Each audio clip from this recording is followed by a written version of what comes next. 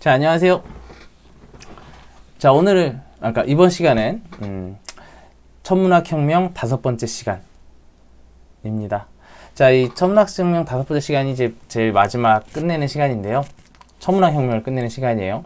자, 우리는 여기서 갈릴레이가 이제 실제 종교 재판을 어떻게 받았고, 어떤 결론이 났는지, 자, 그걸 한번 같이 얘기를 할 거고요. 그 뒤에 이제 천문학혁명을 마무리한 뉴턴에 대해서 같이 이야기를 해보고자 합니다. 네. 자, 그러면 지금부터 시작할게요. 자, 아마 갈릴레이 하면은 가장 유명한 건 이걸 거예요. 갈릴레이가 받았던 종교 재판과, 그리고 종교 재판은 장을 빠져나오면서 그래도 지구는 돈다 라고 이야기했던 그 이제 뭐 용기 아니면 그런 미련, 자, 그런 일화가 되게 유명한데, 엄청나게 유명한데, 자, 그게 진짜로 있었던 일일까요? 한번 알아보도록 합시다. 자, 그래도 지구는 돈다 라는 갈릴레이의 이야기는 자, 당연히 왜 종교 재판을 받았는지부터 알아봐야 할 거예요. 그 당시에 분명히 갈릴레이는 지동설을 주장을 했었고, 그래서 종교 재판 끌려갔다 이렇게 생각하시는 분들이 많은데, 사실 종교 재판, 그러니까 지동설 주장했다고 바로 끌려가질 않았습니다. 우선 왜냐, 갈릴레이는 그 당시에 상당히 어쨌든 사회적 관계가 좋았어요. 갈릴레이와 같은 경우에는 이제 사실 약간 지방의 약간 가난한 귀족 출신이기는 한데, 어쨌든 이제 그 주변 지인들도 많고 교황이랑도 좀 친했습니다. 그리고 이제 약간 그 사회적으로도 이제 인정받는 사람들한테서도 이것도 잘하고, 대표적인 게 이제 이전 시간에 얘기했던 갈릴레이 위성 4개 있잖아요. 목성 주변을 도는 갈릴레이 위성 4개. 자, 그게 원래는 그 이름이 뭐였냐면 메디치의 별들이었어요. 메디치? 어디서도 들어본 것 같죠? 예. 메디치? 자, 피렌체의 유명한 가문 메디치 가문에 이름을 붙인 거예요.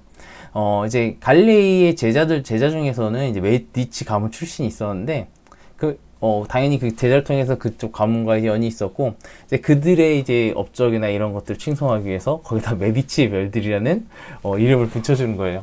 자, 그 정도로 사실 눈치도 있었고, 이제 사회적인 영향력도 이제 좀 잘 갖춰놨던 갈릴레오였기 때문에 그 교황하고도 사이가 괜찮았어요. 그래서 사실 이제 갈릴레이의 주장들이 금기시 됐을 뿐, 갈릴레이에 대해서 뭐 직접적인 위해는 없었는데, 자, 그런데 왜 종교 재판에 끌려갔냐면, 바로 지금 현재 배경으로 나오고 있는 여러분의 책 70쪽에 있는 바로 이 책 다이알로그라는 책 때문입니다. 자, 이거는 이제 뭐 그 이탈리아어라 잘 모르실 수 있는데, 대화라는 얘기예요. 다이알로그. 뭐의 대화냐? 예, 당연히 뭐에 대한 대화였을까요? 지동설과 천동설에 대한 대화였을 거예요. 자, 여기서 이제 좀 중요한 게 나오는데, 바로 뭐냐면, 자, 이 책의 사실 내용은 어차피 뭐 금기시 됐을 뿐, 뭐 냈다고 해서 그렇게까지 뭐 문제 될 거는, 뭐 물론 다른 사람이 냈으면 좀 문제 될 만한데, 갈릴레이가 냈기 때문에 그렇게 문제되지는 않을 것 같은데, 왜 갑자기 문제가 됐냐면 바로 요것 때문이에요. 이 등장인물 3사람 때문에. 자, 이 세 사람의 대화로 이루어진 책인데, 자, 이 3사람은 진짜 극단적입니다. 한 사람은 천동설, 한 사람은 지동설, 한 사람은 객관적인 입장에서 약간 중간에서 이제 막 왔다 갔다 하면서 듣는, 자, 그런, 3사람이 나와가지고 얘기를 하는 걸로 이제 그 전개가 되는 책인데, 당연히 누구를 긍정적으로 그랬겠어요? 본인 자체가 지동설을 주장하니까 당연히 지동설에 있는 A의 이론이 그 논리가 더 맞도록 주장을 했겠죠. 자, 그래서 근데 이 내용만 들어보면 크게 문제될 게 없는데? 라고 생각하지만, 자, 이제 문제가 뭐냐면 여기에 있는 이제 그 이름 때문인데, 자, 지동설을 주장하는 사람의 이름을 심플리치오라고 짓습니다. 지동설이 아니라 그 천동설을 주장하는 사람을. 근데 이 심플리치오 딱 봐도 뭔가 이상하지 않아요? 앞에 심플이 들어갔잖아요. 심플? 단순하다. 즉 단순한 사람, 단순무식한 사람, 단세포 이런 느낌의 이름을 지어버린 거죠. 자, 이거는 이제 누구로 이제 타겟이 정해졌냐면 딱 봐도 천동설 주장하는 대표적인 쪽이 교황이잖아요. 그러니까 교황 보고 바보라고 한 거예요. 그러니까 교황은 안 그래도 내가 너 뒤봐주고 있었는데 이 새끼가 하면서 갑자기 어떻게 해요? 이 심플을 갈릴레이가 교황청에 끌려가서 종교재판을 받게 된 겁니다. 그리고 이 종교재판을 받았을 때 그때 그 분위기가 당연히 큰일 났다. 그리고 나 진짜 이거 이렇게 봐줬는데 지금까지 어느 정도 이렇게 봐줬는데 내가 잘못을 했구나 한 상황인데 과연 갈릴레이가 나오면서 그래도 지구는 돈다라고 이야기를 할 수가 있었을까요?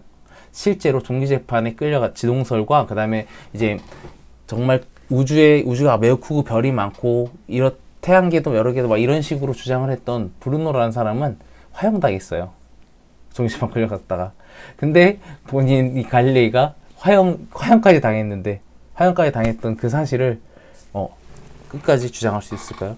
아마 이거는 제자나 이런 사람들이 좀 뻥을 튀었다는 뻥을 섞었다는 뻥이라기보다는 약간 과장을 했다는 얘기가 있어요. 자, 그래서 그거에 대한 이제 종교 재판에 대한 그때의 분위기, 그때 이제 그 갈릴레이가 그 재판장에서 한 이야기를 역시 앞에서 얘기한 뮤지컬 시데레우스에서 노래로 만들었는데 그것도 간단하게 보고 갈게요.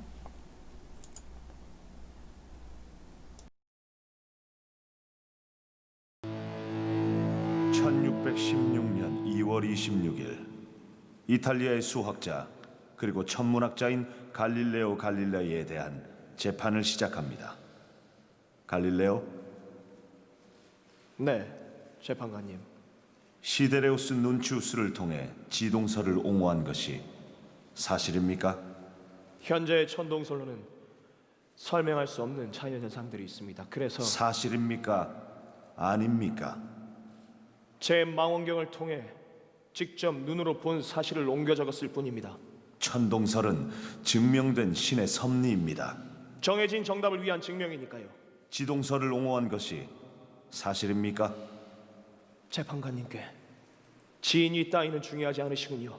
이미 당신으로 인해 이단에 얼룩진 사람들이 있습니다. 아버진 이단입니다. 신이 재판관님께서 생각하시는 그대로라면요. 하지만 감히 어떤 인간이 신의 뜻을 알 수 있겠습니까? 감히 어떤 인간이 신을 알 수 있겠습니까? 존경하는 재판관님, 저는 독일의 궁정수학자 요하네스 케플러입니다. 재판관님께서는 일개 학자의 발견에 자신이 틀렸단 걸, 앞으로도 틀릴 수 있다는 걸 인정하실 수 없을 테죠. 만일 그런다면 교황청에 대한 불신과 혼란만 남을 테니까요. 이건 저 혼자 쓴 책입니다. 다른 사람들은 이 일과 아무런 관련이 없습니다. 그 판단은 당신의 몫이 아닙니다. 우린 당신의 주변인들도 색출해낼 수밖에 없습니다. 천문학과 수학을 연구하는 학자로서 재판관님께 편지드립니다. 자연현상에 신의 법칙이 깃들어 있듯 우주도 신의 법칙이 깃들어 있습니다. 아버진 단지 그것을 알아내려고 했을 뿐, 성경의 해석도 신학자란 인간이 내린 해석일 뿐. 전 유럽이 갈릴레오의 이름과 지동설에 대해 알고 있고 아버지를 처형하신다면 그에 대한 의심과 질문은 사라지지 않을 것입니다. 사람들은 이미 별의 소식을 받았고 그건 지워지지 않을 것입니다. 우린 신의 뜻에 따라서 이단을 정화할 것입니다. 당신에겐 마지막 기회가 있습니다. 주장을 철회하고 앞으로 그것을 주장하지 않겠다 서약하십시오. 아버지는 그것을 알아내려고 했습니다. 아버지를 처형하신 성경의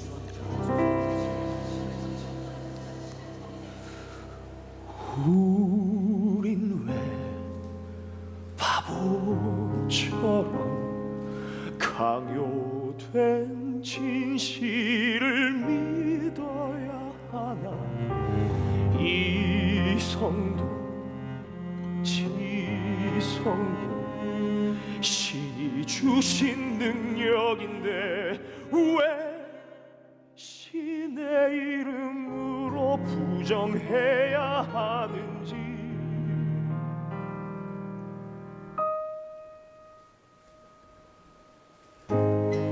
멈춰진 상식의 시대에 작은 말 한마디 던져 고요한 상식의 세상을 내가 움직일 수 있다 믿었지만 이제 내가 실패했단 걸 이 커다란 진리 앞에 무너졌어. 이제 나는 이 진실 앞에 멈춰서야 해.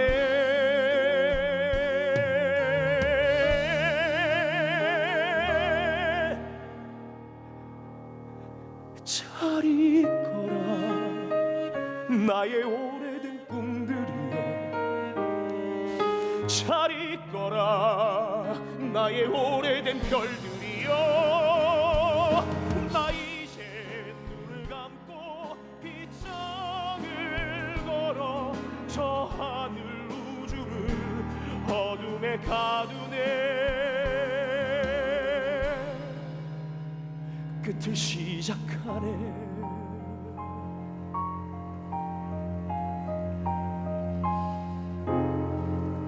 저 갈릴레오 갈릴레이는 지구가 움직인다 주장하며 신을 부정하였습니다. 그러나 당신들이 주신 속죄의 기회를 받아들여 다시는 지동설을 주장하지 않을 것임을 서약합니다.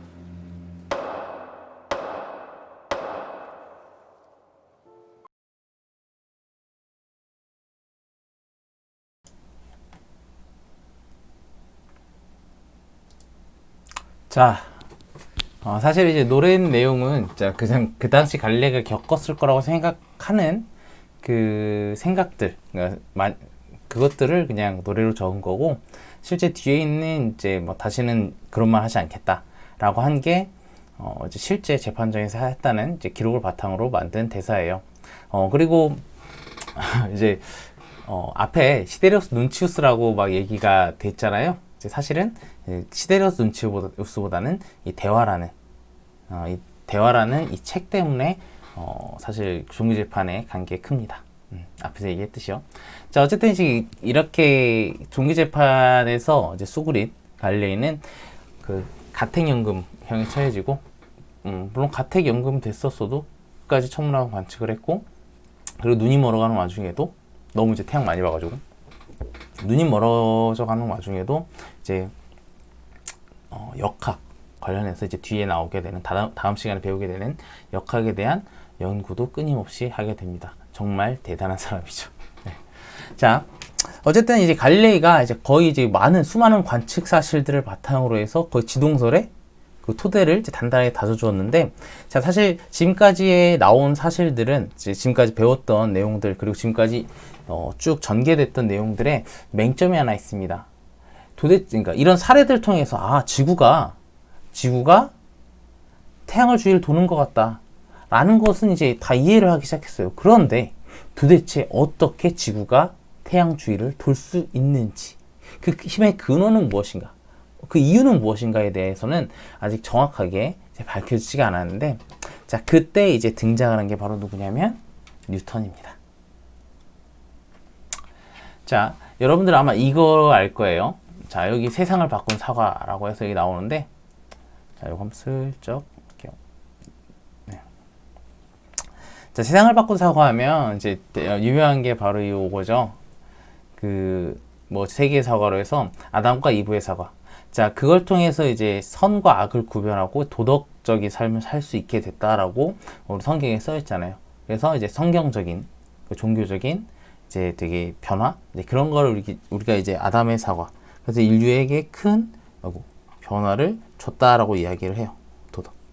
자, 그리고 윌리엄 테리 사과는 이제 그 당시에 있었던 민중의 혁명, 자, 그거를 촉발하는 도화선이 된 윌리엄 테리 사과가 이 자유를, 그러니까 그 왕정에서 이제 공화정, 그 다음에 민주주의로 넘어가는 그런 기틀을 다졌다, 그런 시작점이 됐다라고 이야기를 해서, 사실 이 아담과 이브의 사과, 윌리엄 테리 사과는 뭐 세상을 바꾼 사과라고는 하지만 실질적인 사과는 아니죠. 실적으로 있었던 일도 아니고. 예, 근데 어쨌든 이제 대표적인 그 사과, 세상을 바꾼 사과라고 해서 이 두 개가 있고, 이제 그 마지막에 이제 과학혁명을 상징하는 사과가 있어요. 그게 바로 뉴턴의 사과입니다. 오늘은 이 뉴턴의 사과에 대해서 간단하게 얘기를 하고 마칠까 해요. 자, 그리고 이 뒤에 하나의 사과가 더 있긴 하죠. 최근에 이제 하나의 사과를 더 추가를 해요. 자, 이건 여러분들이 알 거예요. 지금도 사용하고 있는. 바로 잡스의 사과죠. 자, 잡스의 사과는 이제 정보혁명, IT혁명에 대해서 논할 때 이제 잡스의 사과를 대표적인 예시를 듭니다. 직접적인 사업명은 얘기하지 않을게요. 광고가 될 수 있으니까.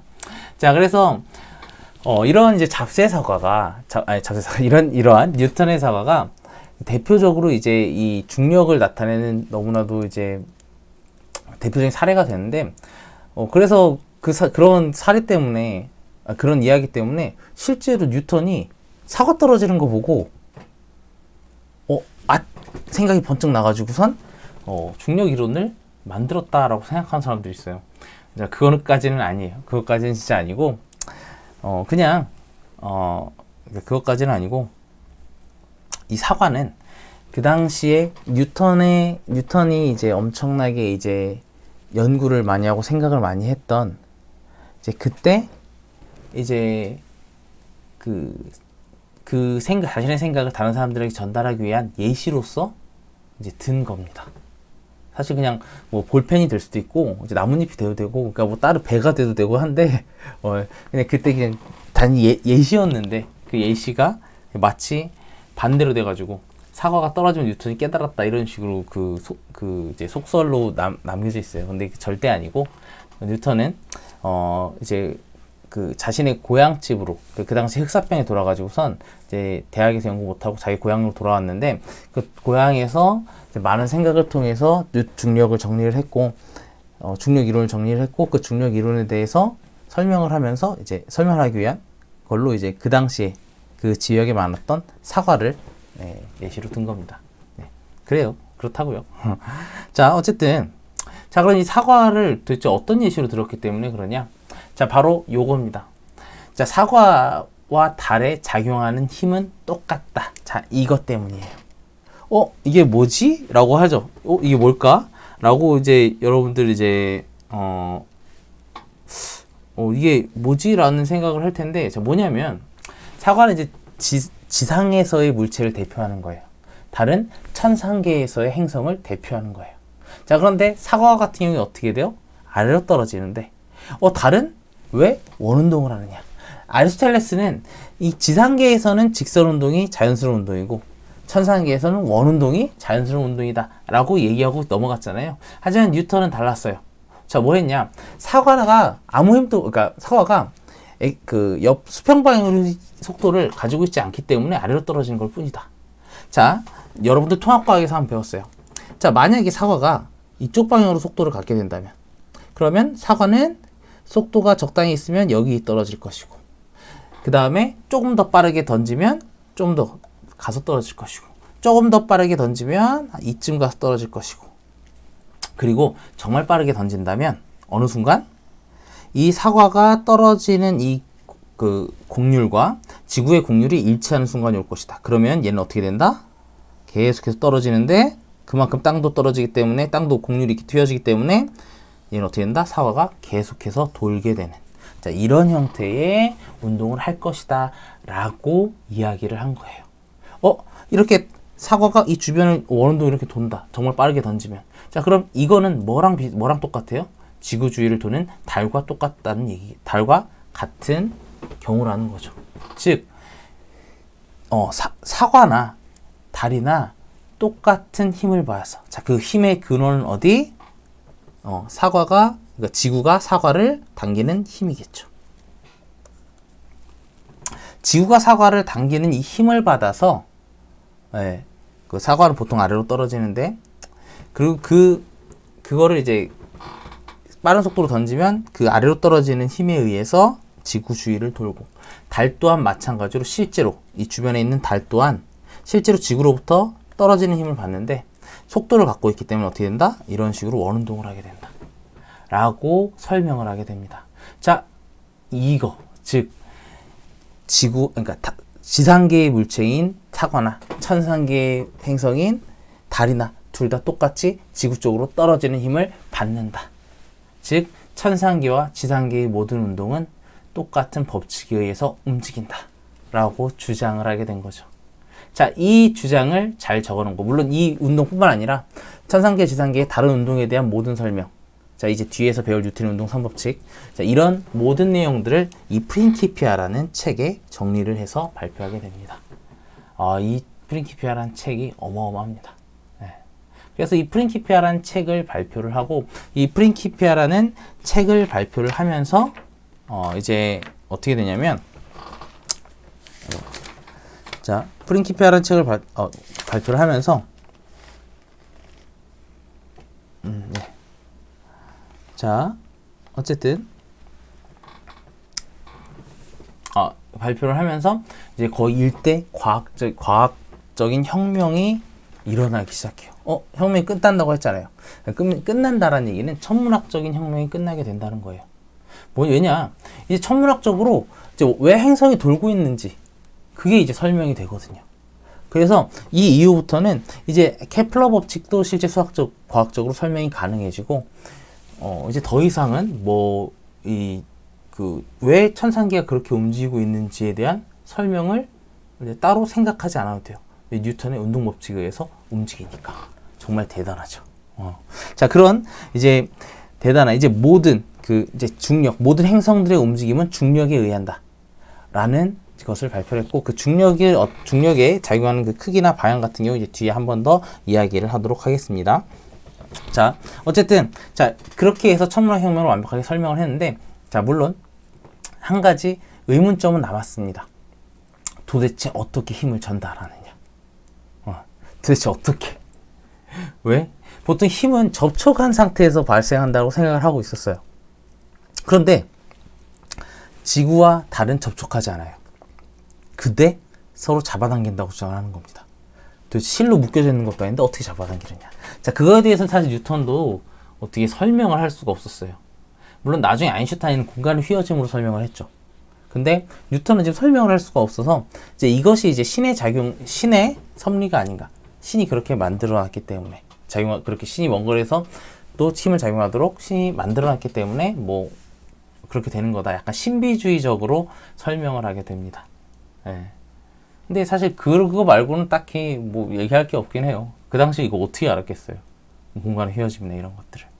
어쨌든 자 이런 식으로 해서 뉴턴이 중력을 이야기하면서 천문학 혁명은 정말 마무리가 되고, 이제 바로 다음 어디로 넘어가느냐? 뉴턴의 프린키피아 이후에 역학, 물리학 혁명이 시작되게 됩니다. 그래서 다음 시간에는 이 물리학 혁명에 대해서 함께 이야기를 해볼 거예요.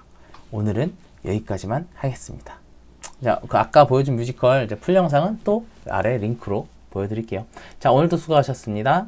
자, 내일이나 내일 모레 또 계속해서 올라갈게요. 자, 오늘 그러면 이만 안녕.